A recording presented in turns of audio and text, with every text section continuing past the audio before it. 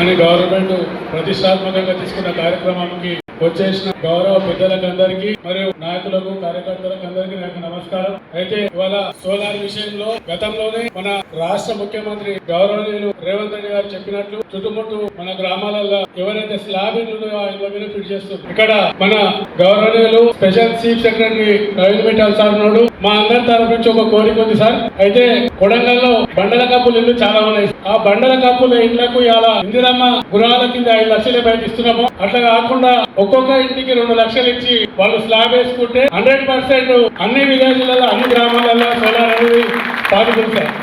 ఎందుకంటే మొన్న మేము ఎలక్షన్లు తిరిగినా చాలా గ్రామాలలో అన్ని విధాలు చెప్పినాం సోలార్ వస్తుంది కానీ మన బండల కాపులో ఉన్న సమస్య ఒకటి ఉంది కాబట్టి ఆ సమస్యను మీరు మీ ద్వారా గౌరవనీయులు రేవంత్ రెడ్డి ముఖ్యమంత్రి గారికి వినియోగింపజేస్తే మేము 100% సోలార్ కు ఎలిజిబుల్ సార్ అని చెప్పి నేను కోరుకుంటున్నాను. ఇలా మీకు అందరికీ తెలుసు ఏ గ్రామంలో పోయినా కరెంటు తీగలు ఎగలబడి కరెంటు స్తంభాల ప్రాబ్లం ఏడో పోతే మళ్ళా వీధి లైట్ల గురించి కూడా చాలా సమస్యలు ఉన్నాయి. ఇలా అటువంటిది మనం అందరం ఆ సోలార్ మన ఇండ్ల పైన రేపటి మనకి గ్రామంలో మళ్ళా కరెంట్ వాళ్ళ సమస్యలు చాలా తీరు. ఎందుకంటే ఇక్కడ పోయినా ఏ సందులో పోయినా ఏ రోడ్ల పోటీ పోయినా చాలా మటుకు ఎలక్ట్రికల్ పోల్స్ అన్ని డ్యామేజ్ అయి ఉన్నాయి. కొన్ని జాగ్రత్తలు కింద చుట్టుముట్టు ఉన్న వాళ్ళకి అందరికి చాలా ఇదే ఉంటది. ఎందుకంటే భయం ఉంటుంది. ఆ తమ్మకు వైర్ వెళ్ళి తమ్మ కరెంటుకు తీగలెళ్ళి ఈ సమస్యలన్నీ ఈ సోలార్ ద్వారా నివృత్తి చెందుతాయి. అలాగే ఇలా రైతులు చాలా మంది ఎక్కడ పోయినా పాపం చెట్ల కాడ పోయి అర్ధరాత్రి మోటార్లు వేసి అదేసి పాము కాటుకు వైర్ల కరెంటు షాకుకు చాలా మంది బలవుతున్నారు.